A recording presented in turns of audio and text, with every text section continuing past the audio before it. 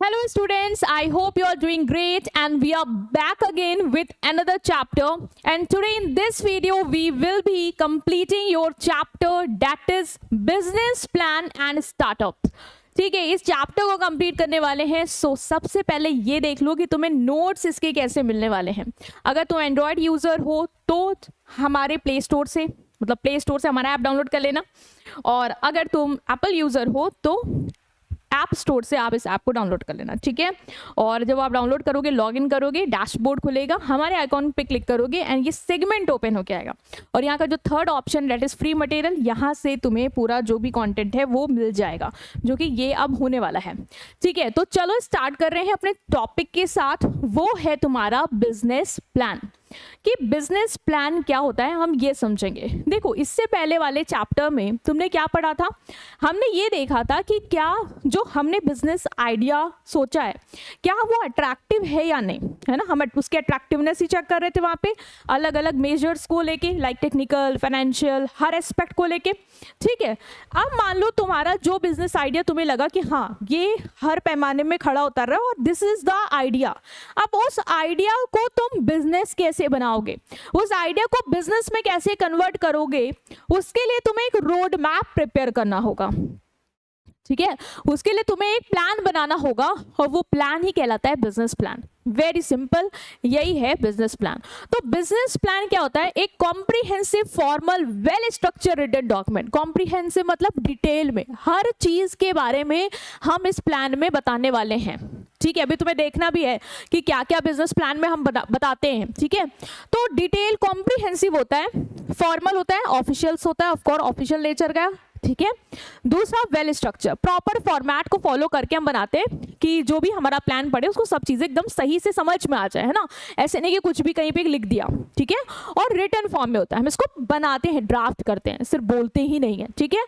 तो ये एक बिजनेस प्लान कहलाएगा। तो बिजनेस प्लान एक comprehensive, formal, well structured document है जो डिस्क्राइब करता है जो भी तुम्हारा बिजनेस है, जिसके बारे में भी तुमने सोचा कि बिजनेस करेंगे, उसके बारे में डिटेल्ड इंफॉर्मेशन ये प्रोवाइड करेगा हर एक एस्पेक्ट को लेके। It act as a blueprint और रोड मैप। जैसे कोई ब्लूप्रिंट, नक्शा या रोड मैप नहीं होता जिसमें सब चीजें पता होती है हम कैसे कैसे क्या क्या करने वाले हैं, वही तुम्हारा एक बिजनेस प्लान शोकेस करता है, ठीक है। ये पूरा बताता है, तुम्हें एक पूरा पाथ वे बताएगा कि कैसे हम अपने बिजनेस आइडिया को एक प्रॉफिटेबल वेंचर में, एक बिजनेस में कन्वर्ट करेंगे, ठीक है। तो ये हमने समझ लिया कि हमारा बिजनेस प्लान क्या है। Now comes to the topic that is इस बिजनेस प्लान के क्या फंक्शन है, मतलब क्या रोल प्ले करता है ये, ठीक है। तो देखो, सबसे पहला तो रोल है इसका, फंक्शन है इसका स्ट्रैटेजिक डिसीजन मेकिंग, मतलब तुम्हें स्ट्रैटेजिक डिसीजन लेने में मदद करता है, ठीक है। सबसे पहला काम इसका ये है।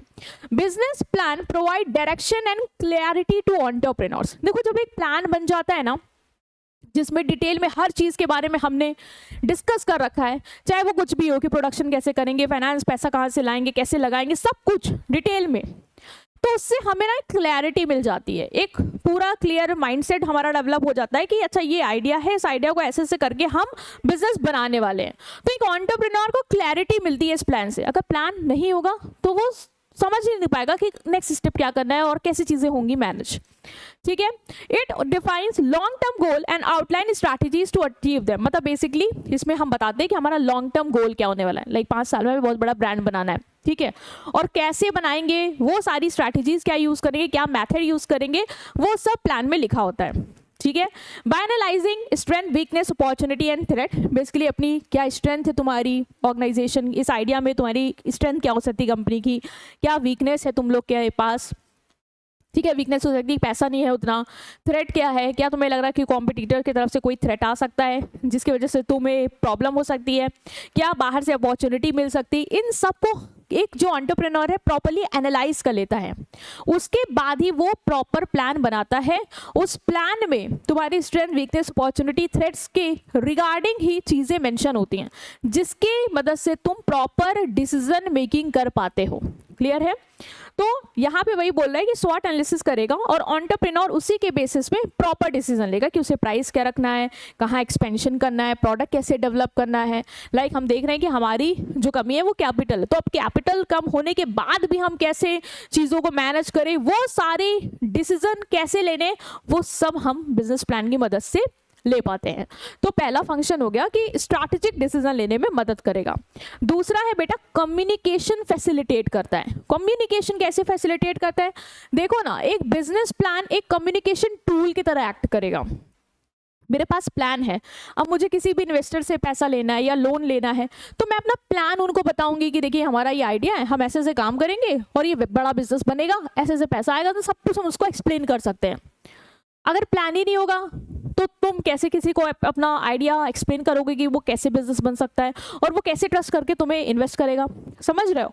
तो बिजनेस प्लान कम्युनिकेशन टूल की तरह एक्ट करता है एंटरप्रेन्योर और stakeholder. Stakeholder basically जो तुम्हारे बिजनेस पे इंटरेस्ट ले सकते हैं, लाइक इन्वेस्टर्स हो गया, बैंक हो गया, सप्लायर्स हो गया, एम्प्लॉयज़ हो गई, गवर्नमेंट एजेंसीज हो गई, बहुत सारे स्टेक होल्डर होते हैं। ये क्लियरली बताता है कि बिजनेस का ऑब्जेक्टिव क्या है, मतलब प्लान में सब कुछ मेंशन रहता है कि हमारा ऑब्जेक्टिव क्या है, हम करना क्या चाहते हैं, हमारे बिजनेस का आइडिया जो है उसका ग्रोथ पोटेंशियल क्या है, मतलब हम कहाँ तक अपने आप को देख पा रहे हैं आने वाले सालों में, रेवेन्यू मॉडल क्या है, हम कैसे पैसे कमाएंगे, तुमने इससे पहले पढ़ा था सब्सक्रिप्शन, फ्री प्रीमियम, है ना, रिस्क मैनेजमेंट स्ट्रैटेजी, बेसिकली हम कैसे रिस्क को मैनेज करेंगे, वो स्ट्रैटेजी हमारी क्या होगी, ये सब हम मेंशन करते हैं। जिससे अगर कोई इन्वेस्टर होगा जो पैसा लगाना चाहता है या लोन देना चाहता है या सप्लायर हमें क्रेडिट पे उधार पे सप्लाई देना चाहता है, उसको हमारा अगर ऑब्जेक्टिव या हमारे बिजनेस में कोई पोटेंशियल लगेगा कि ये पैसा कमा सकता है तो वो हमारी मदद कर देगा। तो प्लान होगा तभी हम उसको बता पाएंगे, अदरवाइज हम उसको एक्सप्रेस ही नहीं कर पाएंगे सारी चीजें। ठीक है, तो एक फंक्शन ये हो गया। दूसरा है अट्रैक्टिंग इन्वेस्टर्स। इन्वेस्टर्स को ना जब भी तुम जाओगे पिच करोगे कि दिस इज द आइडिया और हम ये सोच रहे हैं कि बिजनेस डेवलप करने वाले इस आइडिया के बेसिस पे और हमें पैसे चाहिए, इन्वेस्टमेंट चाहिए आपसे, तो वो साफ साफ तुमसे यही बोलेगा कि अपना प्लान बताओ, हमारे सामने अपना प्लान पेश करो कि तुम ये कैसे करने वाले हो, आपकी स्ट्रैटेजी क्या होने वाली है हर एक्सपेक्ट को लेके, चाहे वो फाइनेंस हो, चाहे वो रिसोर्सेज हो, ह्यूमन मतलब फाइनेंस तो रिसोर्स में आएगा, मतलब फाइनेंशियल रिसोर्स हो, ह्यूमन रिसोर्स हो, ठीक है, रॉ मटेरियल प्रोडक्शन रिसोर्स हो, कुछ भी हो, वो हर चीज़ के रिगार्डिंग तुमसे क्या पूछेगा, तुम्हारा प्लान पूछेगा, ठीक है, स्ट्रैटेजीज पूछेगा, और वो सब कहाँ पे लिखी होती है, हमारे बिजनेस प्लान में। तो इन्वेस्टर से बातचीत करने में, इन्वेस्टमेंट लाने में भी हमारा बिजनेस प्लान हमारी मदद करता है। तो इन्वेस्टर्स को ना डिटेल फाइनेंशियल ऑपरेशनल इन्फॉर्मेशन चाहिए होती है हमसे कि हम कितना पैसा कमाएंगे भी कि नहीं कमाएंगे, प्राइसिंग क्या करेंगे, ये सारी चीज़ें, ऑपरेशन कैसे कैरी आउट करेंगे, डे टू डे टास्क कैसे करेंगे हम, वो सारी डिटेल उसको चाहिए होती है। क्योंकि जब उसको ये लगता है ना कि हाँ बिजनेस चल सकता है, ये प्रॉफिट कमा के दे सकता है, तभी वो तुम पे पैसा लगाएगा। ठीक है, तो वो बिजनेस प्लान उसको दे देगा, वो बता देगा उसको कि हमारा प्रॉफिट टेबल पोटेंशियल कितना है, हम प्रॉफिट बनाएंगे तो कितना बनाएंगे, हमारा cash flow projection, cash flow का हम अंदाजा कितना लगा रहे हैं, कितना पैसा आएगा कितना जाएगा, वो हमें कैसा लग रहा है, एस्टिमेशन क्या है हमारी, ब्रेक इवन एनालिसिस के बारे में भी प्लान में पता रहता है, मेंशन होता है कि कितनी यूनिट के बाद हमारा कॉस्ट और रेवेन्यू बराबर हो जाएगा, और अगर उसके ऊपर हम बेचते हैं तो हम प्रॉफिट ही कमाने वाले हैं, तो वो भी एक उनको मिल जाएगा, चलो इतने के बाद हम प्रॉफिट में आ जाएंगे। नेक्स्ट इज रिटर्न क्या मिलेगा उनको इन्वेस्टमेंट में, इस पे तो वो सबसे ज़्यादा इंटरेस्टेड होते हैं कि मान लो मैंने 1 लाख लगा दिया तो मुझे कितना रिटर्न मिलने वाला है उस मेरे 1 लाख पे।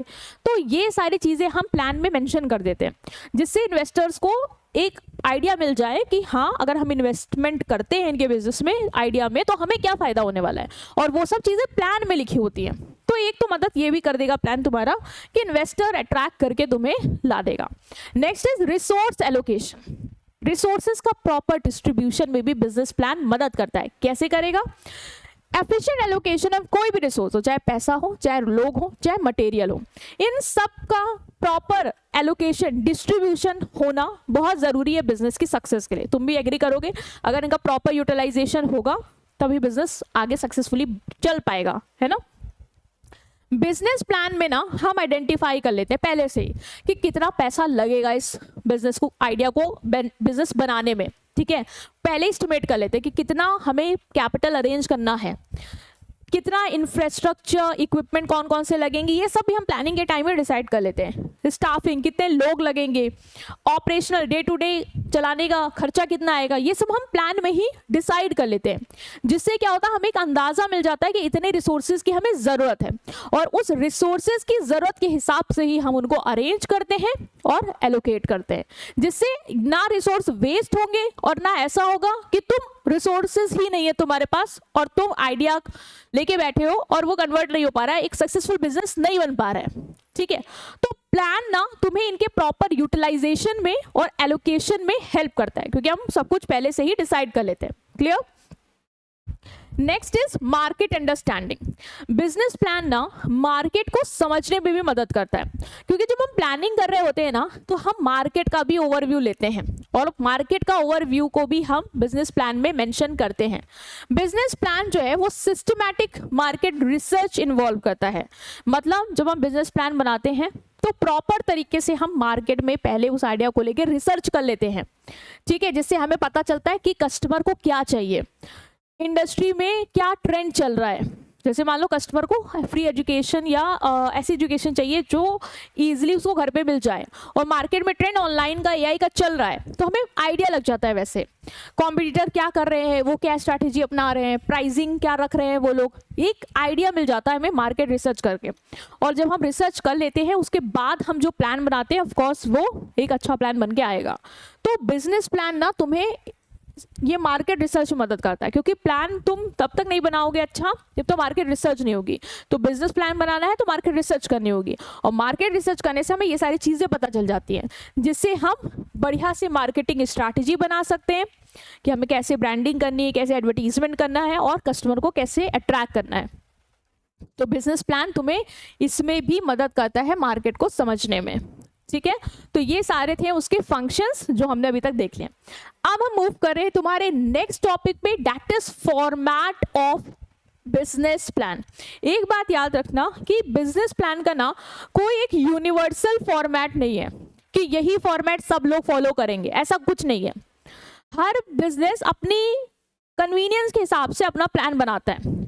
ठीक है, तो फॉर्मेट अलग हो सकता है, ये बात याद रखना आप, बट कुछ स्पेसिफिक कंटेंट है, कुछ स्पेसिफिक हेडिंग्स हैं जो हर बिजनेस प्लान के फॉर्मेट में आएंगी, वही हम यहाँ पे देखने वाले हैं। ठीक है, तो यहाँ पे बोला भी गया है कि एक प्रॉपरली फॉर्मेटेड बिजनेस प्लान, अगर एक बिजनेस प्लान को तुमने प्रॉपर तरीके से बनाया है तो बोल रहा है कि उससे काफ़ी फायदे होंगे, जैसे कि क्लैरिटी रहेगी, समझ में आएगा कि क्या है बिजनेस प्लान, कैसे हम करने वाले हैं, ट्रांसपेरेंसी रहेगी, सबको वो दिख रहा होगा, ऐसा नहीं कि तुम हाइड कर रहे हो कोई चीज़, प्रोफेशनल लगेगा थोड़ा, और क्रेडिटेबिलिटी रहेगी, मतलब लोगों को लगेगा कि हाँ प्लान है तो वी कैन ट्रस्ट कि कुछ आइडिया को कन्वर्ट करने वाले हैं।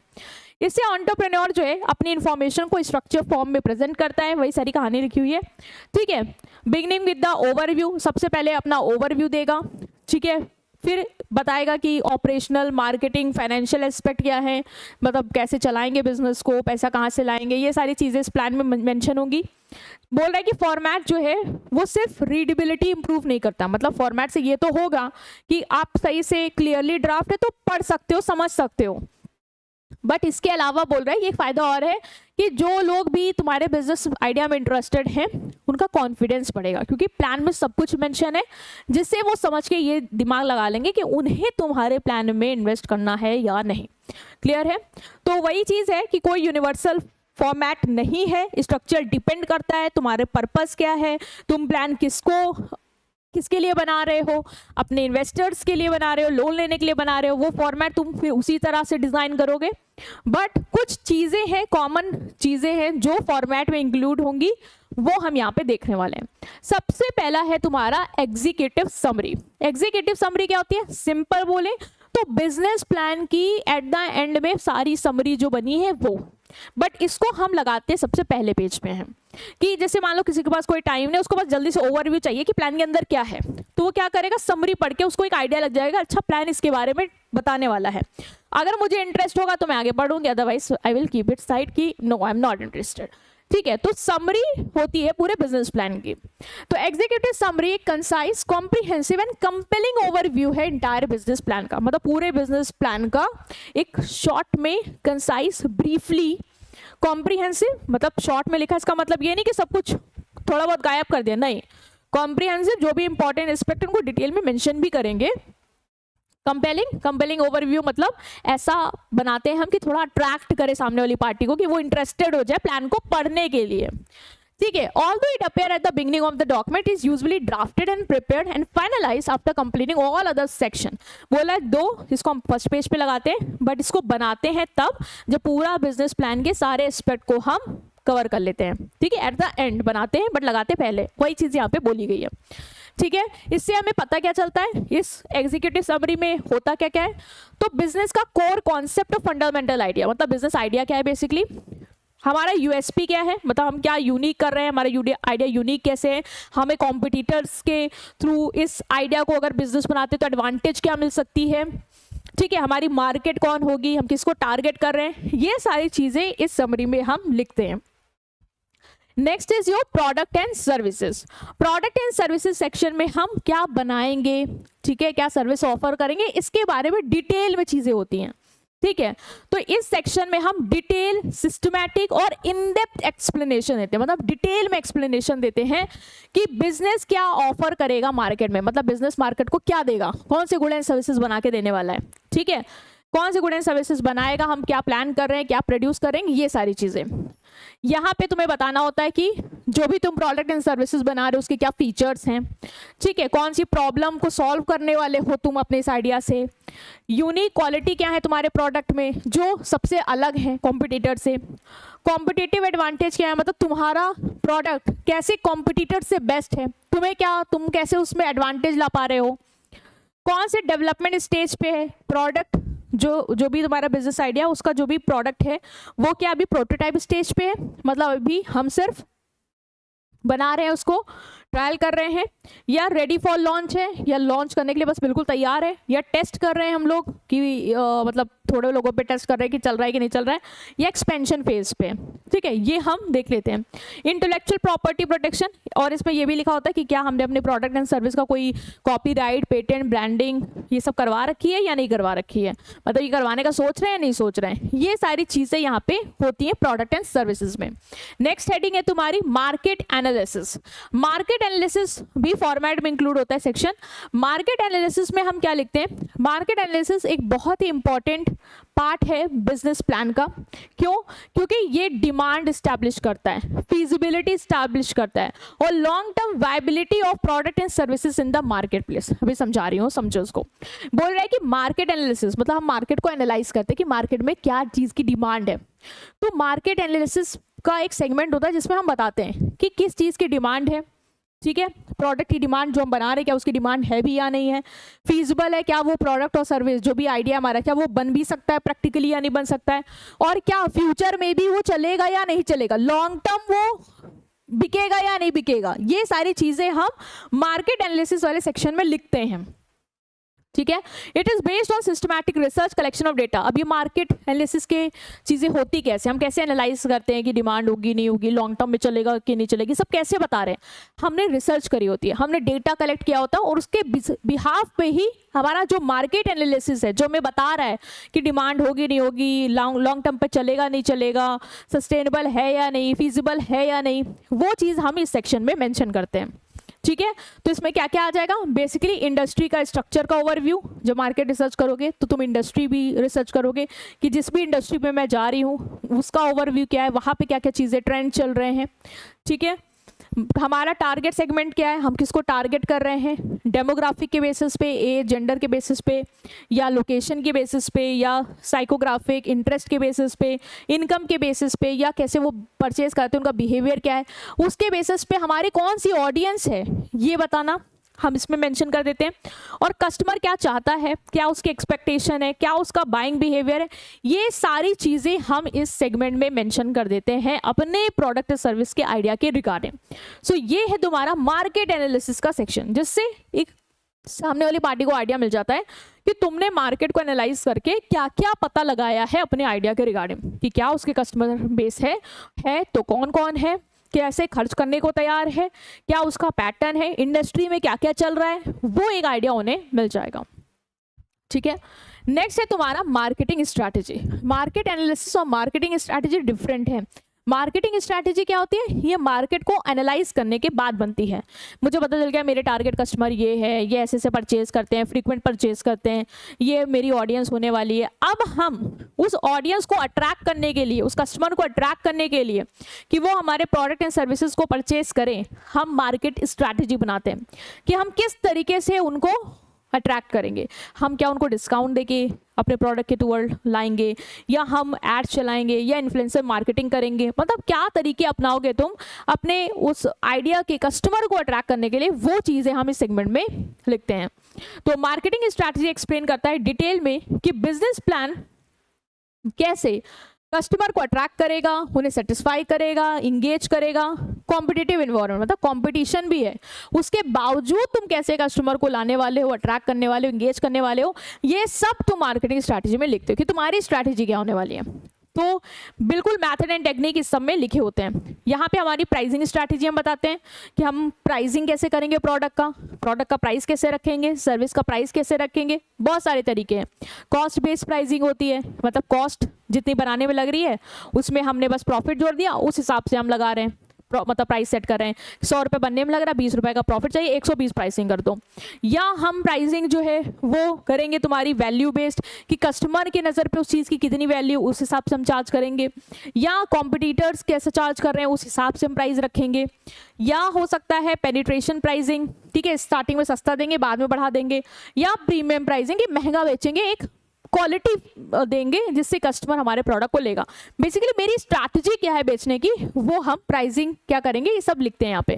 प्रमोशन टूल क्या होगा, हम कैसे प्रमोशन करेंगे, एडवर्टीजमेंट के थ्रू, सोशल मीडिया के थ्रू, डिस्ट्रीब्यूशन कैसे करेंगे, होलसेलर, रिटेलर, डायरेक्ट, वेबसाइट, ये सब।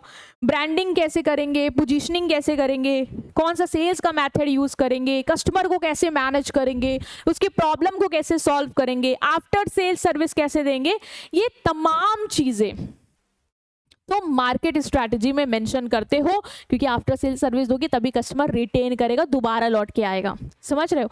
तो ये सब हम इस सेगमेंट में अपने बिजनेस फॉर्मेट के मेंशन करते हैं। नेक्स्ट है तुम्हारा फाइनेंशियल प्लान। फाइनेंशियल प्लान के सेक्शन में क्या लिखते हैं?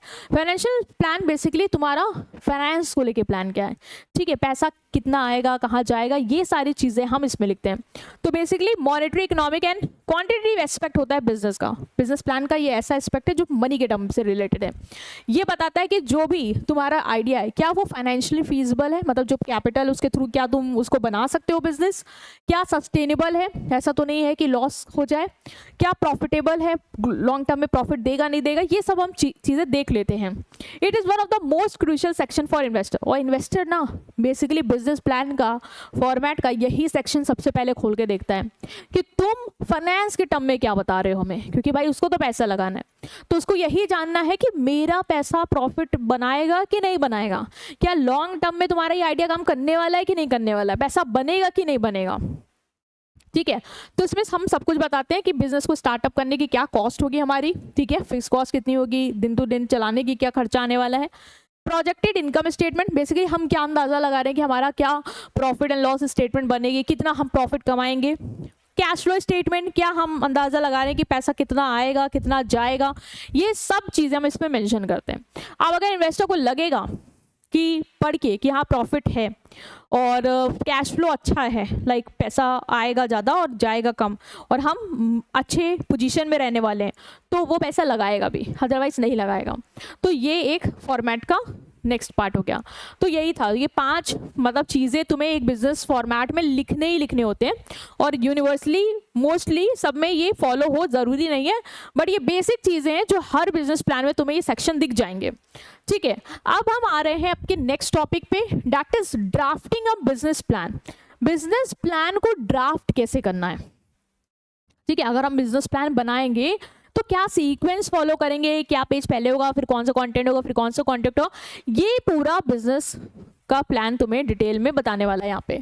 ठीक है, हो सकता है सीक्वेंस अलग हो सकता है पहले हो सकता है कि प्रोडक्ट की जगह ऑपरेशनल प्लान की कागज लगाओ, ये हो सकता है, बट बेसिकली जनरली ये सारी चीज़ें इंक्लूड ज़रूर होती हैं। तो हम देख लेते हैं कि कैसे कैसे तुम्हारा बिजनेस प्लान बनने वाला है। सबसे पहले जो होगा, मान लो प्लान ना एक पूरी फाइल की तरह है, हम ये समझ के चल रहे हैं कि फाइल की तरह है और हम एक एक पन्ना पलट रहे हैं कि सबसे पहले क्या होगा, फिर क्या होगा, फिर क्या होगा, फिर क्या होगा। ठीक, तो सबसे पहला पेज होगा तुम्हारा इंट्रोडक्टरी प्रोफाइल। इंट्रोडक्टरी प्रोफाइल क्या है? इंट्रोडक्टरी प्रोफाइल बेसिकली वो सेक्शन होगा, वो पेज होगा जो बेसिक तुम्हारा एंटरप्राइज और एंटरप्रेन्योर के बारे में इंफॉर्मेशन देगा कि एंटरप्रेन्योर कौन है, उसका एड्रेस कहाँ का है, ये सारी चीजें, मतलब उसके बारे में इंफॉर्मेशन। ठीक है, उसका नेम, एड्रेस, कॉन्टैक्ट, उसका एजुकेशनल बैकग्राउंड, पार्टनर्स है कि नहीं है, उनकी डिटेल, ये सब चीजें तुम्हारे फर्स्ट पेज पे दैट इज इंट्रोडक्टरी प्रोफाइल में होगा। Next is description of venture.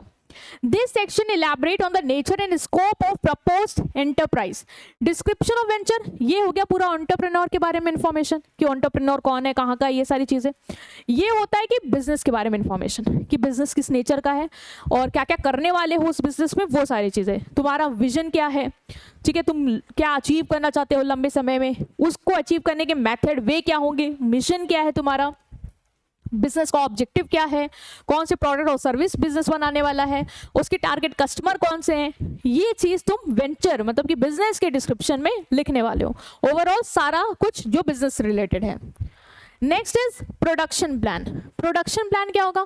अब ये थर्ड पेज खोलोगे तो स्टार्ट हो जाएगा तुम्हारा production plan. Production plan basically वो प्लान है जो बताएगा तुम्हें कि हम प्रोडक्शन कैसे करने वाले हैं। ठीक है, इसमें सारी इंफॉर्मेशन गुड एंड सर्विसेज को कैसे प्रोड्यूस करेंगे, कितना, कौन सी मशीन से करेंगे, कितना करेंगे, ये सब लिखा होता है।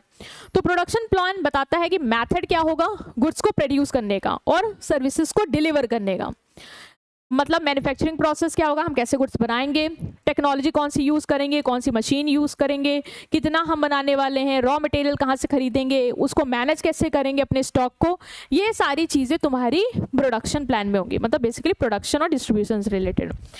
Next is operational plan. Operational plan basically क्या होता है? जो ये बताता है कि तुम्हारा बिजनेस का जो ऑपरेशन है, जो वर्किंग है, वो कैसे होने वाली है। मतलब फोकस तुम यही दिखाओगे कि तुम्हारी वर्किंग जो है वो कैसे स्मूथ होगी। ऐसा ना हो कि लोग कोऑर्डिनेट नहीं कर रहे हैं, कोई किसी की सुन नहीं रहा है और चीज़ें टाइम पे नहीं हो रही, डिले हो रहा है, तो फिर तो बेकार है। ऑपरेशनल प्लान बताता है कि हम कैसे स्मूथ प्लानिंग वगैरह करेंगे, ये सब चीज़ें हम बता देते हैं। तो ऑपरेशनल प्लान बताता है systematic arrangement through which smooth and coordinated flow of work is ensured. मतलब काम स्मूथली कैसे होगा, वो प्रॉपर अरेंजमेंट हम कैसे करेंगे, कैसे सेटअप करने वाले हैं, वो सारी चीज़ें तुम्हारी ऑपरेशनल प्लान में होती हैं। ये फोकस करता है planning and controlling productive activities at every stage. मतलब इसका काम होता है ऑपरेशनल प्लान में हम ये दिखाएं कि हम कैसे हर स्टेज में ये इंश्योर करेंगे कि चीज़ें स्मूथली चल रही हैं। ठीक है, कोई भी गड़बड़ी नहीं हो रही, सब चीज़ें आराम से स्मूथली चल रही हैं, सब कुछ कंट्रोल्ड है, so that final product is completed according to predetermined objective. ताकि तुम्हारा जो फाइनल प्रोडक्ट है वो बिना किसी डिले के जैसा तुमने सोचा था वैसे ही बन के रेडी हो जाए। बेसिक तुम्हारे ऑपरेशन कैसे होने वाले इसके रिगार्डिंग इसमें हम लिखते हैं। Next is organisational plan. Organisational plan basically business plan का पार्ट है ऑफ कोर्स, जो बताता है कि जो भी वेंचर है उसका फॉर्म क्या होगा। बेसिकली ऑर्गेनाइजेशन प्लान में बताते हैं कि हमारी जो ऑर्गेनाइजेशन है, जो बिजनेस है, उसमें ओनरशिप कैसी है, अकेले बंदा कर रहा है, कंपनी है, पार्टनरशिप में कर रहे हैं, ये सारी चीज़ें। दूसरा, मैनेजमेंट का स्ट्रक्चर क्या होगा, मतलब कौन टॉप लेवल में लोग हैं, कौन मिडिल लेवल में है, कौन लोअर लेवल में है, कौन किसका बॉस है, कौन किसको ऑर्डर देगा, ये पूरा स्ट्रक्चर क्या होने वाला है, ये सब बताते हैं हम इस पे। ठीक है, इंटरप्राइज का लीगल स्ट्रक्चर क्या होगा, कौन कंट्रोल करेगा, रिस्पॉन्सिबिलिटी कैसे बांटी जाएंगी, प्रोडक्शन डिपार्टमेंट का हेड कौन है, मार्केटिंग कौन देख रहा है, ये सारी चीजें हम ऑर्गेनाइजेशनल प्लान में मेंशन करते हैं। ठीक है, next is your financial plan. अब फाइनेंशियल प्लान में क्या लिखेंगे, पूरा फाइनेंस के रिगार्डिंग इन्फॉर्मेशन। ठीक है, ये इंपॉर्टेंट है, इसमें हम बताएंगे कि जो भी फंड है वो कहाँ से लाएंगे। ठीक है, तो अवेलेबिलिटी ऑफ एडिक्वेट फंड बता रहा है कि ज़रूरी है ताकि जो एंटरप्रेन्योर है वो मैन मटेरियल मशीन को यूज़ करे साथ में और गुड एंड सर्विसेज को सही से प्रोड्यूस कर दे। अगर प्रॉपर फाइनेंशियल सपोर्ट नहीं होगा, मतलब बिजनेस के पास अगर प्रॉपर फाइनेंस नहीं होगा तो बिजनेस आइडिया कन्वर्ट नहीं हो पाएगा, सक्सेसफुली बिजनेस नहीं बन पाएगा। और ये बात सही भी है। फाइनेंशियल प्लान में हमें बताना होता है कि पैसा कहाँ से रेस करेंगे, ठीक है, वो सोर्सेज क्या होने वाले हैं, पैसा आएगा कितना, ये सारी चीज़ें। Next is marketing plan. Marketing plan जो है ना वो प्रोडक्शन प्रोसेस के बियॉन्ड है। ठीक है, पहले बना लिया, उसके बाद हम करेंगे मार्केटिंग। बेसिकली हम फोकस करेंगे कि हम किस तरीके से आप प्रोडक्ट को डिस्ट्रीब्यूट करने वाले हैं। ठीक है, मार्केटिंग प्लान में हम सब कुछ बताते हैं, हमारी स्ट्रैटेजीज क्या होंगी कस्टमर को लाने की, उसको कैसे हम अट्रैक्ट करेंगे, क्या प्राइसिंग करेंगे, है ना, वो सब मार्केटिंग प्लान में आ जाता है, बेसिक मार्केटिंग से रिलेटेड। प्रोडक्शन प्रोसेस के बियॉन्ड क्यों है, क्योंकि अब बन गया, अब बनने के बाद उसका डिस्ट्रीब्यूशन कैसे होगा, उसका प्राइसिंग क्या रखेंगे, उसको प्रमोशन कैसे करेंगे, ये सब चीज़ें हम मार्केटिंग प्लान में लिखते हैं। Next is man power plan. Man power planning क्या होती है, इसमें हम लिखते हैं कि मैन पावर जो ह्यूमन रिसोर्स हैं वो कितने चाहिए, मतलब कितने लोग हमें चाहिए, ठीक है, और ये इंश्योर करता है कि ऑर्गेनाइजेशन के पास, हम मैन पावर प्लानिंग में हम पूरा सिस्टमैटिक प्लानिंग कर लेते हैं कि जो भी हम बनाने वाले हैं उसमें कितने लोगों की ज़रूरत होगी, ठीक है, कितने स्किल और क्वालिफिकेशन वालों की ज़रूरत होगी, किस जगह पे उनको लगाना है, किस समय पे लगाना है, कौन सा काम वो करेंगे, ये सब हम अपने मैन पावर प्लानिंग में लिखते हैं कि हमारा मैन पावर को लेके क्या प्लान है, ठीक है, ये चीज़ इस सेगमेंट में आएगी। Next is risk assessment. Risk assessment वाले सेक्शन में हम बताते हैं कि मान लो अगर कोई रिस्क है तो वो कौन कौन से रिस्क हो सकते हैं जो हम अंदाज़ा लगा रहे हैं कि इस आइडिया को अगर इम्प्लीमेंट करते हैं तो ये रिस्क आ सकता है, लाइक रॉ मटेरियल में हो सकता है कमी हो जाए, हो सकता है फाइनेंस की दिक्कत पड़ जाए, तो उसको सॉल्व करने के लिए हमारे पास क्या बैकअप प्लान है, वो चीज़ें हम इस सेगमेंट में लिखते हैं।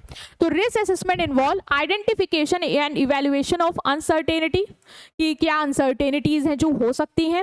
रिस्क में तुम्हारा मार्केट का रिस्क, मतलब मार्केट में क्या रिस्क है तुम्हें, ठीक है, वो हम बता देंगे कोई मार्केट रिस्क है या नहीं है, कोई लॉ के रिगार्डिंग, रूल्स एंड रेगुलेशन के रिगार्डिंग कोई रिस्क हो सकता है नहीं हो सकता, पैसे की रिगार्डिंग रिस्क, ऑपरेशन में कोई दिक्कत आ सकती है क्या, टेक्नोलॉजी रिस्क हो सकता है क्या कि हमारे आगे जाके टेक्नोलॉजी जो है वो क्या हो जाए, हमारे आगे जाके टेक्नोलॉजी जो है वो ओल्ड हो जाए, है ना, बहुत सारे रिस्क जो है वो हो सकते हैं।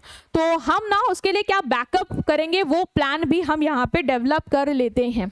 तो ये है तुम्हारा रिस्क असेसमेंट वाला सेक्शन।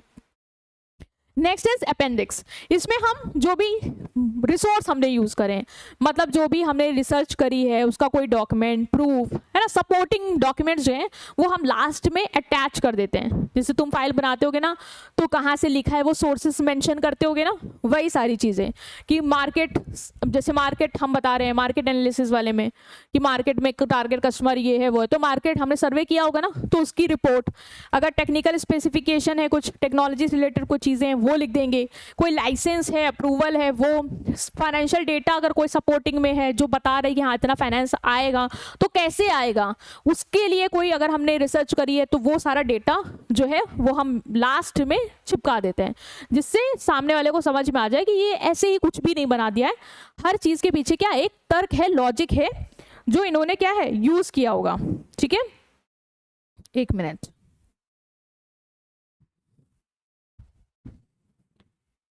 तो हमने इसको यहाँ पे कवर कर लिया। ठीक है, moving toward next topic that is reason for failure in business plan. Business plan क्यों फेल होते हैं? बिजनेस प्लान तो बन गया, हमने देखा ना बिजनेस प्लान में हमने ये फॉर्मेट तैयार करा, ऐसे करके डिटेल प्लान ड्राफ्ट हो गया।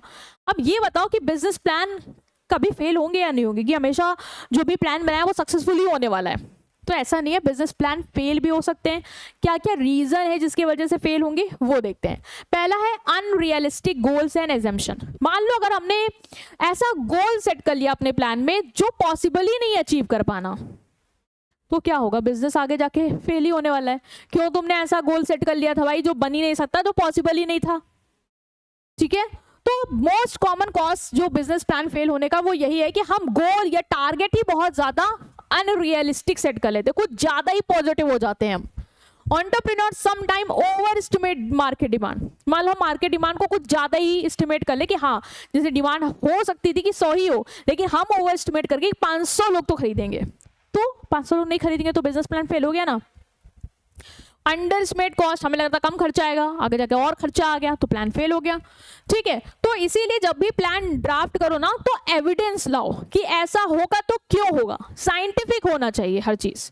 अगर तुम अंदाजा लगा रहे हो तो उसके पीछे लॉजिक होना चाहिए, अदरवाइज ऐसे अंदाजे लगाओगे और बिजनेस प्लान आगे जाके फेल ही हो जाएगा। जैसे कि एक एग्जांपल बोल रहा है कि एक स्टार्टअप है, वो एज्यूम करता है कि वो 10% नेशनल मार्केट का कैप्चर कर लेगा। उसने कोई रिसर्च नहीं की, कुछ भी नहीं देखा, बस उसने ये टारगेट सेट कर लिया कि 10% हम आगे 6 महीनों में कवर करने वाले हैं। ठीक है ना, उसने कोई ब्रांड एक्टिविटीज करी, कुछ भी नहीं किया उसने। प्रोडक्शन लेकिन बढ़ा दिया क्योंकि भाई उसने सोचा 10% कवर करेंगे तो हमें ज़्यादा से ज़्यादा गुड्स बनाने होंगे, तो उसने प्रोडक्शन बना दिया। एट द एंड क्या हुआ, गुड्स तो पड़े रहे और डिमांड उतनी आई नहीं, तो ये क्या हुआ, हमारा प्लान फेल हो गया। तो ये रीजन हो सकता है। दूसरा है पुअर मार्केट रिसर्च। कभी कभी जो रिसर्च करते हैं फाउंडर वो अच्छी नहीं करते हैं, जिस वजह से जो हम डेटा लिखते हैं, एज्यूम करके चलते हैं, वो गलत होता है और प्लान फेल हो जाता है। तो अगर मार्केट रिसर्च सही से नहीं हुई है तो फिर बेकार है। तो तुमको मार्केट रिसर्च में अगर तुमने नहीं समझा कि कस्टमर को क्या चाहिए, वो की परचेजिंग पावर क्या है, कॉम्पिटिटर क्या कर रहे हैं, तो फिर तुम्हारा प्लान फेल हो जाएगा। मान लो तुमने देखा ही नहीं कस्टमर को ये चाहिए भी नहीं चाहिए, तुमने बना दिया, या तुमने ये नहीं चेक किया कि उसको किस प्राइस पे चाहिए, तुमने ज़्यादा पे बेच दिया, तो फिर तो प्लान फेल होगा ही होगा। तो ये भी ज़रूरी है कि आप देखें कि रिसर्च प्रॉपर हो। ठीक है, जैसे मान लो कोई इलेक्ट्रिक स्कूटर था, उसने एक luxury electric scooter semi urban area में लॉन्च कर दी। उसने ये देखा ही नहीं कि यार गांव वाले एरिया में कौन इतनी महंगी बाइक खरीदेगा, है ना, कौन इलेक्ट्रिक व्हीकल खरीदेगा, वहां पे तो चार्जिंग पॉइंट भी नहीं हुआ, तो लाइट ही नहीं आती, तुमने लॉन्च कर दी। तो तुमको क्या लगता है, इस रिसर्च जो तुमने करी नहीं या पुअर रिसर्च करी, इसके बाद प्लान फेल होगा कि नहीं होगा? ऑफ कोर्स होगा। तो एक रीजन ये भी है। Next is inadequate financial planning. अगर तुम फाइनेंस का प्रॉपर प्लान नहीं बनाए हो तो भी बिजनेस प्लान फेल होने वाला है। अगर फाइनेंशियल मिसमैनेजमेंट है तो बिजनेस फेल होगा। इवन प्रॉफिटेबल बिजनेस भी तुम आगे जाके देखते हो कि फेल हो जाते हैं। तुमको लगता है यार ये तो बिजनेस बड़ा पैसा बना रहा था, मुझे लगता था, लेकिन तुम सुनते हो कि वो बंद हो गया। क्यों? क्योंकि कैश फ्लो का मैनेजमेंट पुअर था। उन्होंने जो कैश फ्लो का स्टेटमेंट एस्टिमेट किया था ना, वो गलत एस्टिमेट किया था। उन्हें लग रहा था कि कम खर्चा होगा, ज्यादा खर्चा हो गया, या उन्होंने मान लो पैसा कहीं फंस गया और मिला ही नहीं जो उनको लग रहा था कि मिलने वाला है, तो फिर दिक्कत होगी ना, बिजनेस क्रैश करेगा। तो कॉमन फाइनेंशियल प्लानिंग मिस्टेक क्या हो सकती है कि हम ऑपरेशनल एक्सपेंस अंडर एस्टिमेट कर लेते हैं। हमें लगता था कि खर्चा डे टू डे का इतना आएगा, चलाने का खर्चा इतना आएगा, बल्कि वो ज़्यादा था, हमने एस्टिमेट गलत किया। दूसरा, हमने एक्सटर्नल फंडिंग पे ज़्यादा डिपेंड हो गए। हमें बस था कि इन्वेस्टर पैसा दे दे, लोन मिल जाए, हम बिजनेस चला लेंगे, और जहाँ फंडिंग रुकी हमारा बिजनेस ठप हो गया। कॉस्ट को सही से कंट्रोल नहीं किया, अननेसेसरी बढ़ाते गए। वर्किंग कैपिटल रिक्वायरमेंट को नहीं देखा कि डे टू डे कितना पैसा लगेगा, हमने नहीं चेक किया, या कोई रिजर्व नहीं बनाई इमरजेंसी के लिए। तो इस तरीके की सिचुएशन में बिजनेस प्लान फेल हो जाते हैं। जैसे स्टार्टअप है, मान लो उसने स्टार्टिंग में, स्टार्टअप वगैरह क्या करते हैं, मार्केटिंग में, इंफ्रास्ट्रक्चर में बहुत पैसा खर्च कर देते हैं, और डे टू डे बिजनेस को चलाने के लिए उतना पैसा नहीं रखते हैं। जिसके बाद क्या होता है कि अगर कहीं से भी कोई मान लो डिले हो गया, मान लो तुम्हें जो माल बेचा उसका पैसा भी नहीं मिला, देर में मिलेगा, बट अभी तो चलाना है ना, और तुमने तो कोई बैकअप रखा नहीं था, तो उस सिचुएशन में बिजनेस बंद हो जाते हैं। तो एक ये रीजन हो सकता है। Next is lack of strategic focus. अगर तुम्हारी स्ट्रैटेजी क्लियर नहीं है तो भी बिजनेस प्लान फेल होगा। स्ट्रैटेजिक फोकस क्या होता है? क्लैरिटी, कि हमें लॉन्ग टर्म में क्या करना है, हमें किस डायरेक्शन में जाना है, और कौन से गोल्स हैं जो हमें अचीव करने हैं, और उसी के लिए लगातार काम करते रहना। अगर तुम्हारी स्ट्रैटेजी क्लियर नहीं है तो तुम अपनी स्ट्रैटेजी बदलते रहोगे, कुछ ना कुछ ये करते, चलो ये कर लेते, चलो ये कर लेते, ये करते रहोगे। इससे तुम्हारी टीम भी कंफ्यूज होगी, तुम्हारे रिसोर्स भी बर्बाद होंगे, और प्लान फेल हो जाएगा। जब एंटरप्रेन्योर फ्रीक्वेंटली अपने ऑब्जेक्टिव बदलता रहे, मार्केट बदलता रहे, ठीक है, कंफ्यूजन में रहता रहे, तो फिर अल्टीमेटली प्लान फेल होगा। तो कंपनी को पहले से ही देख लेना चाहिए। जैसे एग्जांपल है, मान लो एक कंपनी है, वो अफोर्डेबल एजुकेशन टेक्नोलॉजी बनाना चाहती है, उसका फोकस यही था, डायरेक्शन यही था, बट बाद में क्या, वो शिफ्ट कर गई, बोलने लगी कि अब हम चलो एक कॉर्पोरेट ट्रेनिंग प्लेटफॉर्म बनाते हैं जहाँ पे लोगों को ट्रेनिंग देंगे। अब क्या हुआ, इसने अपना दिमाग, इसने फोकस क्या है, हटा दिया, जिसकी वजह से उसने रिसोर्सेज वहां लगा दिए जहां पे इसको कोई एक्सपीरियंस भी नहीं था, और रिसोर्स बर्बाद हो गए, प्लान फेल हो गया। ठीक है, तो ये भी रीजन है। Next is ineffective team and leadership. अगर तुम्हारी लीडरशिप सही नहीं है, तो जो लीडर है, जो टीम को मैनेज कर रहा है, अगर वो सही से मैनेज नहीं कर रहा है, उनको मोटिवेट नहीं कर रहा है, तो भी प्लान फेल हो जाएगा, क्योंकि लोग काम ही नहीं करेंगे यार मन से, और उस तरीके से तुम कहाँ ही ग्रो कर पाओगे, कहाँ ही तुम कुछ करने वाले हो। तो ये भी रीजन हो सकता है। लीडरशिप इंपॉर्टेंट रोल प्ले करता है बिजनेस प्लान को एग्जीक्यूट करने के लिए। अगर एक अच्छा प्लान भी है, फिर भी लीडरशिप सही नहीं है, कोऑर्डिनेशन नहीं सही है, लोगों से बातचीत सही नहीं है, तो भी बिजनेस प्लान फेल हो जाएगा। जैसे कि मान लो फाउंडर्स आपस में लड़ रहे हैं, दो फाउंडर हैं, वही आपस में लड़े पड़े हैं, तो जब वही कंफ्यूजन, तो फिर लोग क्या करेंगे, लोगों को, एम्प्लॉयज को मोटिवेशन ही नहीं है कोई काम करने का, वीक क्राइसिस मैनेजमेंट, जरा से भी कोई दिक्कत आती है मैनेजर ही एकदम से हड़बड़ा जाता है, ठीक है। लोग उसको पता ही नहीं कि काम किसको देना है, या जिसको देना है वो देखता भी नहीं कि सही लोग हैं भी या नहीं उस काम के लिए, ठीक है। उसको यही नहीं पता कि डिसीजन कैसे लेना है, कौन डिसीजन लेगा। जब ये सब कंफ्यूजन में चलेगा ना तो प्लान कभी आगे जाके सक्सेसफुल होगा ही नहीं। वही एग्जाम्पल भी है कि मान लो एक टेक्नोलॉजी स्टार्टअप है और वहाँ पे को फाउंडर आपस में लड़ रहे हैं, ठीक है, कि एक्सपेंशन, एक कह रहा है एक्सपेंशन करना है और एक बोले नहीं एक्सपेंशन नहीं, अंदर की चीज़ें अच्छी करनी है। तो इस केस में क्या होगा भाई, इस केस में वो दोनों लड़ते रहेंगे और एम्प्लॉय कंफ्यूज रहेगा कि आखिर करना क्या है, एक्सपेंशन हो रहा है कि अंदर की चीज़ें सही हो रही हैं। तो बिजनेस प्लान क्या है, तुम्हें क्या लगता है बिजनेस प्लान सक्सेसफुल रहेगा? नहीं, फेल हो जाएगा। Next is poor marketing and sale strategy. अगर तुमने मार्केटिंग सही से नहीं करी, अगर तुमने सेल सही से नहीं करी, तो भी बिजनेस प्लान फेल होने वाला है, ठीक है। अगर हाई क्वालिटी प्रोडक्ट है, मान लो तुमने बहुत अच्छे क्वालिटी प्रोडक्ट बनाए, लेकिन तुमने अच्छे से उसको मार्केट ही नहीं किया, प्रमोट ही नहीं किया, कस्टमर को उसके बारे में कुछ पता ही नहीं है, तुम सेल्स ही नहीं कर पाए, तो भी तो आइडिया फेल है। तब भी तुम्हारा कहाँ पैसा बनने वाला है बिजनेस प्लान से।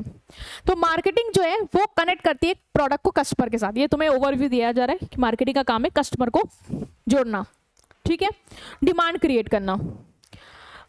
अगर मार्केटिंग सही नहीं है तो हम क्या क्या गलती कर सकते हैं, जैसे कि मान लो हमने ब्रांडिंग अच्छी नहीं करी, हमने प्राइस सही नहीं सेट किया, तो या डिजिटल मार्केटिंग का जो आजकल ट्रेंड है इन्फ्लुएंसर्स के थ्रू प्रमोशन कराना, इंस्टाग्राम पे प्रमोशन कराना, वो हमने नहीं किया, तो अल्टीमेटली चाहे तुम जितना अच्छा बना लो, जो भी तुम्हारा प्लान हो, फेल ही होने वाला है, ठीक है। मान लो कोई हेल्दी स्नैक ब्रांड है, वो न्यूट्रिशियस प्रोडक्ट बनाता है, लेकिन उसने अपने आप को ज़्यादा अच्छे से प्रमोट नहीं किया, तो कॉम्पिटिटर उसकी जगह ले गया, तो ये एक रिस्क है। Next is operational inefficiency. Operational inefficiency क्या होता है कि तुम्हारा मैनेजमेंट पुअर है, तुम जब चीज़ें बना रहे हो, उसका डिस्ट्रीब्यूशन करा रहे हो, वहाँ पे लोग ही कंफ्यूज चल रहे हैं, सीक्वेंस खराब चल रहा है, चीज़ें कैसे भी हो रही हैं, तो भी बिजनेस प्लान फ्लॉप होने वाला है। तो अगर पुअर मैनेजमेंट है, मतलब प्रोडक्शन का भी मैनेजमेंट सही नहीं है कि कुछ भी कैसे भी प्रोड्यूस हो रहा है, वेस्टेज हो रहा है, सप्लाई चेन सही नहीं है, कस्टमर को गुड समय पे मिल नहीं रहा है, लॉजिस्टिक डिलीवरी टीम सही से काम नहीं कर रही है, तुम क्वालिटी नहीं चेक कर रहे हो, कभी गुड्स अच्छे बन रहे हैं, कभी खराब बन रहे हैं, तो फिर क्या होगा यार, कस्टमर का ट्रस्ट तो टूटने वाला है तुमसे, तो मार्केट में बिजनेस प्लान फेल होने वाला है। इससे क्या होगा, इनएफिशिएंसी से कॉस्ट बढ़ेगी, रिसोर्सेज का पुअर वेस्टेज, कस्टमर को मान लो गुड सही से डिलीवर नहीं हुआ, तुम्हें दोबारा से चेक करके फिर डिलीवर कराना पड़ेगा, तो तुम्हारी कॉस्ट बढ़ेगी, कस्टमर का सेटिस्फेक्शन जाने वाला है। बेसिकली क्या क्या गलती हो सकती है, प्रोडक्शन डिले, खूब सारा वेस्टेज होना, अच्छी क्वालिटी ना होना, सप्लायर पे इतना डिपेंड होना, और इन्वेंट्री का मिस मैनेजमेंट, सही से स्टॉक को ना मेंटेन करना, है ना। तो इन सब चीज़ों की वजह से भी आगे जाके प्लान आपका फेल हो सकता है।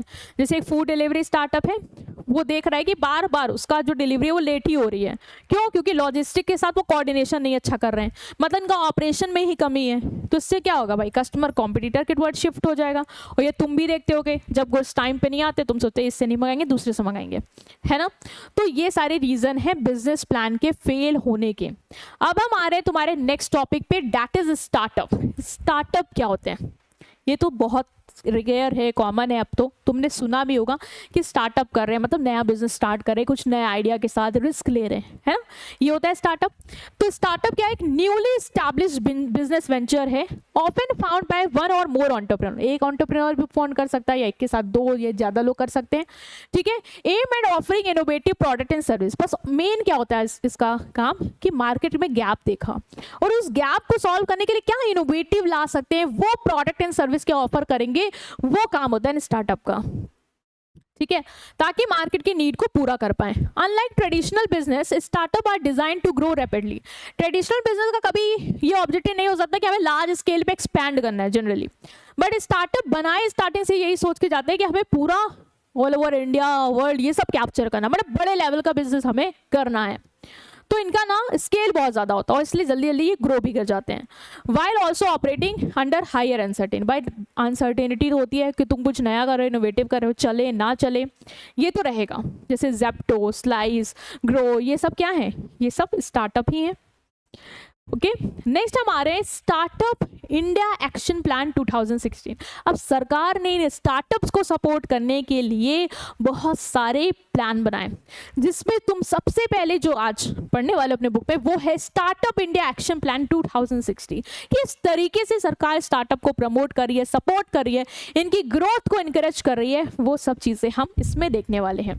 तो स्टार्टअप इंडिया एक्शन प्लान को लॉन्च कर दी है गवर्नमेंट ऑफ इंडिया 2016 में। इसका काम क्या था? एक सपोर्ट प्रोवाइड करना, एक स्ट्रॉन्ग फ्रेमवर्क डेवलप करना, जिससे हम जो लोग कुछ नया करना चाह रहे हैं, मतलब एंटरप्रेन्योरशिप में आना चाह रहे हैं, उनको हम इनकरेज करेंगे, उनको फाइनेंशियल सपोर्ट प्रोवाइड करेंगे। जो बैरियर्स हैं जिसकी वजह से वो कुछ नया नहीं कर पा रहे हैं, जैसे कोई लॉ रूल्स रेगुलेशन ज़्यादा है जिसकी वजह से वो पीछे हट रहे हैं, उसको कम करेंगे, जिससे हमारी कंट्री में स्टार्टअप का कल्चर बूम करे और एम्प्लॉयमेंट अपॉर्चुनिटीज जनरेट हो। तो क्या क्या इसमें किया गया? पहला है सेल्फ सर्टिफिकेशन। देखो पहले जैसे नॉर्मल बिजनेस के केस में क्या होता है कि अगर तुम्हें बिजनेस स्टार्ट करना है तो बहुत सारे डॉक्यूमेंट्स, लॉ, प्रोसीजर करने पड़ते हैं, वेरिफिकेशन, अप्रूवल चाहिए होता है। बट सरकार ने स्टार्टअप इंडिया के तहत स्टार्टअप के लिए इसको आसान बना दिया। उन्होंने स्टार्टअप से कहा कि आपको ज़रूरी नहीं है कि आप इतने अप्रूवल का वेट करिए और देन स्टार्ट करिए, आप स्टार्ट कर दीजिए, बस ये डिक्लेयर कर दीजिए कि आप रूल्स फॉलो कर रहे हैं और शुरू कर दीजिए, बाद में जो भी अप्रूवल है वो चलता रहेगा। तो ये एक फायदा हो गया कि स्टार्टअप वाले लोगों को भाई ये सहूलियत मिल गई। तो startup can self certify compliance with labour and environmental law, मतलब खुद ही बता सकते हैं कि हाँ जो भी लेबर और एनवायरमेंटल लॉ है वो हम फॉलो कर रहे हैं, और अपना बिजनेस स्टार्ट कर सकते हैं बिना लेंदी इंस्पेक्शन के वेट करे, उसको अवॉइड कर दिया यहाँ पे। जैसे कि मान लो कोई स्मॉल ऑर्गेनिक फूड ब्रांड है, स्टार्टअप है, वो अपना प्रोडक्शन स्टार्ट कर सकता है आसानी से, उसको कोई वेट नहीं करना है कि गवर्नमेंट बार बार अप्रूवल हो, पास करे और फिर वो बिजनेस में एंट्री करे, अदरवाइज देर हो जाएगी। तो स्टार्टअप को ये सहूलियत दी गई इसमें, ठीक है। दूसरा है स्टार्टअप इंडिया हब बनाए गए। स्टार्टअप इंडिया हब क्या है? ये हब बनाए गए, ये एक सेंट्रल प्लेटफॉर्म बनाए गए जहां पे एंटरप्रेन्योर्स को इन्वेस्टर, मेंटोर और इंक्यूबेटर मतलब रिसोर्सेज के साथ एक ही जगह जोड़ा गया। मतलब इन हब में जब एंटरप्रेन्योर्स जुड़ते हैं तो उनको एक ऐसा प्लेटफॉर्म मिल जाता है कि वहां पे उनको इन्वेस्टर्स भी मिलते हैं जिनसे वो अपना आइडिया पिच कर सकते हैं, जो रिसोर्सेज की जरूरत है वो भी उन्हें प्रोवाइड किए जाते हैं, ठीक है। कोई मेंटोरशिप चाहिए वो भी प्रोवाइड की जाती है। तो एक उनको एक प्लेटफॉर्म प्रोवाइड किया गया। जैसे मान लो कोई हेल्थ केयर स्टार्टअप है जो हेल्थ मॉनिटर्स बनाना चाहती है वेरेबल, उसको इस हब से जुड़ के इन्वेस्टर्स भी मिल जाएंगे, कोई गाइडेंस चाहिए टेक्निकल एक्सपर्ट्स की वो भी मिल जाएगी, जिसके लिए ये प्लान बहुत ही ज़्यादा यूजफुल हुआ। Next is mobile and app and portal. Government ने ना कुछ मोबाइल ऐप और पोर्टल्स भी बनाए, ठीक है, ऑनलाइन पोर्टल्स और मोबाइल ऐप बनाए इस स्टार्टअप्स के लिए, जहां पे स्टार्टअप अपने आप को रजिस्टर कर सकते हैं, कोई भी सरकारी स्कीम है स्टार्टअप के लिए उसके लिए अप्लाई कर सकते हैं, और वहां पे उनको मेंटोरशिप भी मिली जाएगी। जैसे फैशन टेक स्टार्टअप है जयपुर में, उसने अपने आप को रजिस्टर किया इस मोबाइल ऐप पोर्टल पे जो स्टार्टअप के लिए बने, और वहाँ पे जाके उसने जो भी सरकारी स्कीम है स्टार्टअप को सपोर्ट करने के लिए उसमें इनरोल कर लिया, और जो भी बेनिफिट्स मिल रहे थे वो उसको मिल गए, ठीक है, जो भी अपडेट्स हैं वो वहाँ पे मिल जाते हैं। तो ये भी इसमें प्रोवाइड किया गया। Next is fast tracking patent and application. Startup can fast track their patent to protect intellectual property. इसके तहत ना एक स्टार्टअप को जो भी उनका पेटेंट है, कॉपीराइट, उसको ट्रैक करने के लिए भी जल्दी से एक प्लेटफॉर्म दिया गया। तो स्टार्टअप अपना पेटेंट, कॉपीराइट जो भी इन्होंने खरीदा है वो ट्रैक कर सकते हैं। ये सारी चीज़ें यहाँ पे लिखी हुई हैं। कंपनी जैसे कोई मान लो बायोडिग्रेडेबल पैकेजिंग बना रही है, ठीक है, उसको उसका पेटेंट जल्दी से मिल जाएगा, ठीक है, जिससे वो कॉम्पिटिटर उसको कॉपी नहीं कर सकते हैं। तो पेटेंट मिलना भी यहाँ पे, कॉपीराइट मिलना भी और आसान कर दिया गया। Next is fund of funds. Government provide को investment fund to startup financially. Government जो है ना वो स्टार्टअप को फंड्स प्रोवाइड करती है, डायरेक्टली नहीं। गवर्नमेंट वेंचर कैपिटलिस्ट को देती है, वेंचर कैपिटलिस्ट बेसिकली जो स्टार्टअप में इन्वेस्ट करते हैं, ठीक है, उनको प्रोवाइड करती है और वो इस पे लगा देते हैं। तो गवर्नमेंट कोई बोला कि को इन्वेस्टमेंट देती है, पहले किसी और को दिया, वो फंड डायरेक्टली तुम्हारे स्टार्टअप पे लगाएंगे। फॉर एग्जांपल मान लो कोई तुमने सोलर पैनल का काम शुरू किया और तुमको फंड मिल गया, मतलब सरकारी फंड वेंचर कैपिटलिस्ट के थ्रू मिल गया, ये वाली सुविधा भी मिल रही है। Next is startup fest, regular event कराए जाते हैं स्टार्टअप के लिए, जैसे Tech Spark, Startup India Week. ये इसमें क्या होता है, जब फेस्ट होते हैं तो वहाँ पे जाओगे तो लोगों से मिलोगे, अपना आइडिया पिच कर सकते हो सकता है इन्वेस्टर इंटरेस्ट हो जाए तुम्हारे में, पैसा लगा दे, है ना, तुम किसी के साथ कोलैबोरेट कर सकते हो, पार्टनर्स ढूंढ सकते हो। तो ये सब चीज़ें भी इसमें मिली हैं। जैसे कोई एडटेक स्टार्टअप है, वो अगर स्टार्टअप फेस्ट में जाएगा, हो जाता है उसको इन्वेस्टर मिल जाए, कोई पार्टनर मिल जाए जिसके साथ वो अपना बिजनेस और बढ़ा सकता है। तो ये सब ना स्टार्टअप इंडिया के तहत चीज़ें, बेनिफिट जो है वो मिल रही हैं। ठीक है, नेक्स्ट आता है कि क्या ऑब्स्टिकल्स हैं जो इंडिया के स्टार्टअप फेस करते हैं। हमारे यहाँ कोई नया बिजनेस स्टार्ट करता है, कुछ इनोवेशन करता है, तो भाई कुछ ना कुछ तो चीज़ें हैं जिसको फेस करनी पड़ती हैं। वो क्या ऑब्स्टिकल हैं जिसकी वजह से भाई वो स्टार्टअप सही से कर नहीं पाता, वो क्या है वो देखने वाले हैं। पहला है इनएडुकेट फाइनेंशियल प्लानिंग। बहुत सारे स्टार्टअप इसलिए फेल हो जाते हैं क्योंकि उनका बजट नहीं सही होता है, उन्होंने प्रॉपर्ली बजट नहीं बनाया होता है, ठीक है, या उनको प्रॉपर फंडिंग नहीं मिली होती है जिससे वो अपना बिजनेस चला पाए। जैसे कि क्लाउड किचन मान लो कोलैप्स हो जाए, क्यों? क्योंकि उसने मार्केटिंग में बहुत ज़्यादा खर्चा कर लिया और अब उसके पास पैसा नहीं बचा कि वो अपनी डिलीवरी चार्जेस या इंग्रेडिएंट खरीद ले जिससे वो बिजनेस चला पाए। तो बजटिंग नहीं प्रॉपर कर पाते हैं नए स्टार्टअप, वो गाइडेंस नहीं मिलती, इस वजह से फेल हो जाते हैं। दूसरा है रेगुलेटरी हर्डल्स। अगर क्या जैसे कोई स्टार्टअप करना चाह रहे हो, उसके लिए लीगल प्रोसीजर बहुत ज़्यादा हैं, तो उसकी वजह से भी ऑपरेशन डिले हो जाता है। जैसे कि मान लो कोई बायोटेक स्टार्टअप है, उसको मंथ्स लग जाते हैं क्लिनिकल ट्रायल के अप्रूवल के लिए, जिससे प्रोडक्ट देरी में लॉन्च होता है और हो सकता है कॉम्पिटिटर तब तक मार्केट ले जाए। ठीक है, next is management issues. Proper management नहीं कर पाते स्टार्टअप। ठीक है, अगर स्ट्रक्चर सही नहीं है, ठीक है, या लोगों को पता नहीं है कि कैसे काम होना है। मान लो लॉजिस्टिक, जैसे तुम्हारा लॉजिस्टिक स्टार्टअप है और तुम्हारे पास प्रॉपर ट्रैकिंग सिस्टम नहीं है जिससे तुम चीज़ें मैनेज कर पाओ, तो भी स्टार्टअप फेल हो जाएगा। तो प्रॉपर मैनेजमेंट ना होने की वजह से भी फेल हो जाते हैं। दूसरा इनइफेक्टिव लीडरशिप। अगर लीडर अच्छा नहीं है स्टार्टअप में, वो प्रॉपरली लोगों को गाइड नहीं कर पा रहा है, समझा नहीं पा रहा है, तो भी स्टार्टअप बहुत ज़्यादा फेल हो जाते हैं यहाँ पे। कि लीडरशिप बहुत ज़रूरी है टीम को गाइड करने के लिए। जैसे एक टेक स्टार्टअप है, उसके पास एक्सीलेंट टेक्नोलॉजी होनी चाहिए, लेकिन ऐसे फाउंडर भी होने चाहिए जो मोटिवेट करें। और अगर फाउंडर ऐसे हैं जो एम्प्लॉय को मोटिवेट नहीं कर पाते, डायरेक्शन नहीं दे पाते, तो ऑफ कोर्स स्टार्टअप फेल हो जाएगा। Next is poor infrastructure. बहुत सारे स्टार्टअप ऐसे जिनके पास अच्छी टेक्नोलॉजी, अच्छा इंफ्रास्ट्रक्चर, ठीक है, ट्रांसपोर्ट फैसिलिटी, ये सारी चीज़ें नहीं है जिसकी वजह से वो ग्रो नहीं कर पाते। And poor sustainability management. अगर मान लो कोई स्टार्टअप है वो इन्वायरमेंट को इग्नोर कर रहा है, ठीक है, रिस्पॉन्सिबिलिटी जो सोसाइटी के टुवर्ड वो नहीं निभा रहा है क्योंकि उसको लग रहा है कि अभी शुरुआत है, अभी इतना नहीं देख सकते, नहीं कर सकते, पैसे बचाने के चक्कर में ऐसी चीज़ें कर रहा है, तो लॉन्ग टर्म में लोग उसको नहीं पसंद करेंगे और जिसकी वजह से वो किक आउट हो सकता है। जैसे मान लो कोई फैशन स्टार्टअप है, वो नॉन बायोडिग्रेडेबल मटेरियल यूज़ कर रहा है, तो हो सकता है उसके कस्टमर आगे जाके उसको छोड़ दे ये सोच के कि आप इन्वायरमेंटल फ्रेंडली चीज़ें नहीं यूज़ करते हो, इससे तो इन्वायरमेंट हैम्पर हो रहा है, तो इस वजह से भी ये फेल हो जाते हैं। Next is lack of talent acquisition and retention. Startup में ना एक अच्छे बंदे को हायर कर पाना, उसको रोक पाना दिक्कत होती है क्योंकि स्टार्टअप है, नया है, हो सकता है वो ज़्यादा सैलरी ना दे पाए, जिसकी वजह से लोग जो है अच्छे टैलेंटेड लोग हैं वो स्विच कर जाते हैं दूसरे बिजनेस पे, और अच्छी टीम नहीं होगी तो फिर कैसे ग्रो करेंगे, ये भी प्रॉब्लम है। Next is poor market analysis. अगर तुमने मार्केट की रिसर्च सही से नहीं करी है, ठीक है, और बिना रिसर्च करे प्रोडक्ट बना दिया है, तो भी तुमको पता है स्टार्टअप फेल होने वाला है।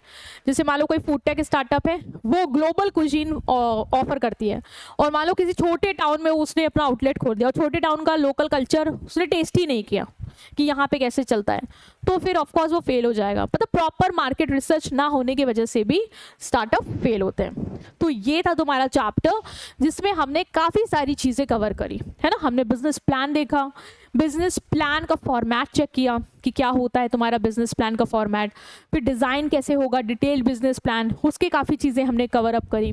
फिर हमने स्टार्टअप पढ़ा कि स्टार्टअप क्या है, मीनिंग क्या है स्टार्टअप की, है ना।